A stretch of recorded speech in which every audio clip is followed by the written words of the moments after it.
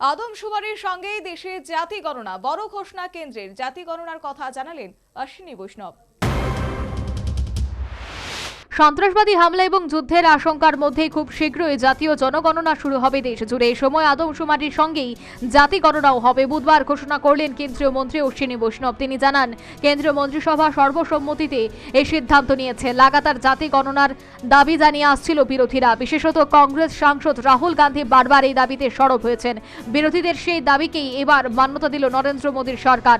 বুধবার এই সিদ্ধান্ত নিয়েছে কেন্দ্রীয় মন্ত্রিসভার রাজনৈতিক কমিটি। তবে জাত গণনা সংক্রান্ত তথ্য আলাদা করে প্রকাশ করা হবে না। আগামী জনগণনার সঙ্গেই এই সংক্রান্ত তথ্য সংযোজিত হবে। কেন্দ্রীয় মন্ত্রীর রাজনৈতিক কমিটির বৈঠক শেষে এমনটাই জানিয়েছেন কেন্দ্রীয় রেল এবং তথ্য প্রযুক্তি মন্ত্রী অশ্বিনী বৈষ্ণব। দীর্ঘদিন ধরেই জাত গণনার দাবিতে সরব ছিল বিভিন্ন রাজনৈতিক দল। কোনো কোনো রাজ্যে আলাদাভাবে জাত সমীক্ষাও হয়েছে।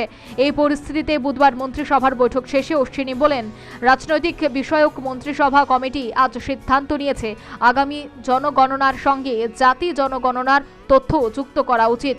জাতি গণনায় সম্মত হলেও এই নিয়ে অতীতের কংগ্রেসের জমানাকে বিত্তে ছাড়ল না প্রধানমন্ত্রী নরেন্দ্র মোদীর সরকার। অশ্বিনীর দাবি, কংগ্রেস ক্ষমতায় থাকাকালীন সবসময় জাতি গণনায় আপত্তি জানিয়ে এসেছে। তিনি বলেন, প্রয়াত প্রাক্তন প্রধানমন্ত্রী মনমোহন সিং 2010 সালে জানিয়েছেন জাত গণনার বিষয়টি মন্ত্রিসভা বিবেচনা হওয়া উচিত। সে মতো এই বিষয়টি বিবেচনার জন্য কয়েকজন মন্ত্রীকে নিয়ে তারা একটি গোষ্ঠী তৈরি করেছিল।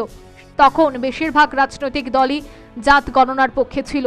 তারপরেও তৎকালীন কংগ্রেস সরকার জাত গণনার বদলে শুধুমাত্র একটি জাতি সমীক্ষার সিদ্ধান্ত নেয়।